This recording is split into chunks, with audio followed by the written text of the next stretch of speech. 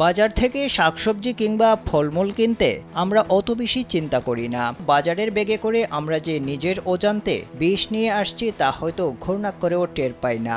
এবার বাংলাদেশ নিরাপদ খাদ্য কর্তৃপক্ষের পরিচালনা করা পৃথক দুটি গবেষণায় উঠে এসেছে ভয়ঙ্কর কিছু তথ্য। জানা গেছে দেশে উৎপাদিত শাকসবজি ও ফলমূলে অতিমাত্রায় ক্যান্সার সৃষ্টিকারী ভারী ধাতু ও কীটনাশকের উপস্থিতি পাওয়া গেছে। শাকসবজির মধ্যে সবচেয়ে বেশি ভারী ধাতু পাওয়া গেছে লাল শাকে। ফলের মধ্যে লিচুতে পাওয়া গেছে সবচেয়ে বেশি কীটনাশক। সোমবার রাজধানীর ইস্কাটনে নিরাপদ খাদ্য কর্তৃপক্ষের কেন্দ্রীয় কার্যালয়ের প্রশিক্ষণ কেন্দ্রে গবেষণার ফলাফল উপস্থাপন করা হয়। গবেষণা দুটি করেছে বাংলাদেশ কৃষি গবেষণা ইনস্টিটিউট ও বাংলাদেশ কৃষি বিশ্ববিদ্যালয়। গবেষণা চালানো হয় আম, লিচু, বরই ও পেয়ারার ৮০টি করে মোট ৩২০টি নমুনার ওপর। ঢাকা, রাজশাহী, পাবনা ও বগুড়া থেকে এসব নমুনা সংগ্রহ করা হয়। গবেষণায় ফলের ৩৯টি নমুনায় কীটনাশকের অবশিষ্টাংশ পাওয়া গেছে।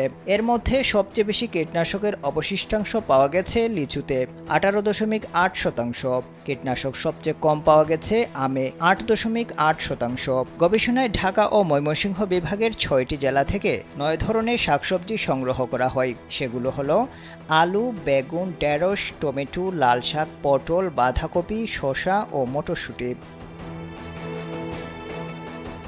গবেষণায় দেখা গেছে এসব শাকসবজিতে লেড, ক্রোমিয়াম, ক্যাডমিয়াম সহ বেশ কয়েকটি ভারী ধাতুর উচ্চ উপস্থিতি রয়েছে। এর মধ্যে সবচেয়ে ক্ষতিকর মাত্রায় ভারী ধাতু রয়েছে লাল শাকে। ক্যাডমিয়ামের সর্বোচ্চ সহনীয় মাত্রা প্রতি কেজিতে ১৯০ মাইক্রোগ্রাম। সেখানে প্রতি কেজি লাল শাকে এই ধাতু পাওয়া গেছে ৭০৪.৩২ মাইক্রোগ্রাম। এছাড়া প্রতি কেজি বেগুনে ২৭৫.৬৬ মাইক্রোগ্রাম, ঢেঁড়সে ৩৪৯ মাইক্রোগ্রাম ও টমেটোয় ১৯৫ মাইক্রোগ্রাম ক্যাডমিয়ামের উপস্থিতি পাওয়া গেছে। গবেষণায় বলা হয়েছে শাকসবজিতে সবচেয়ে বেশি ভারী ধাতু পাওয়া গেছে নারায়ণগঞ্জ থেকে সংগ্রহ করা নমুনায়। আর শাকসবজিতে শুধু আর্সেনিকের মতো ভারী ধাতু সবচেয়ে বেশি পাওয়া গেছে শেরপুরে।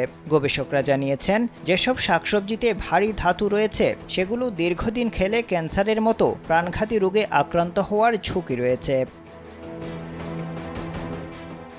এই সমস্যা থেকে উত্তরণের জন্য শাকসবজি ও ফলমূল উৎপাদন প্রক্রিয়াকে নিয়মিত তদারকি করা, উত্তম কৃষি চর্চার উপর জোর দেওয়া, কৃষকদের প্রশিক্ষণ দেওয়া এবং জনসচেতনতা বাড়ানোর উপর জোর দেওয়ার পরামর্শ দিয়েছেন গবেষকরা। আফদাল হুসাইন, কালবেলা।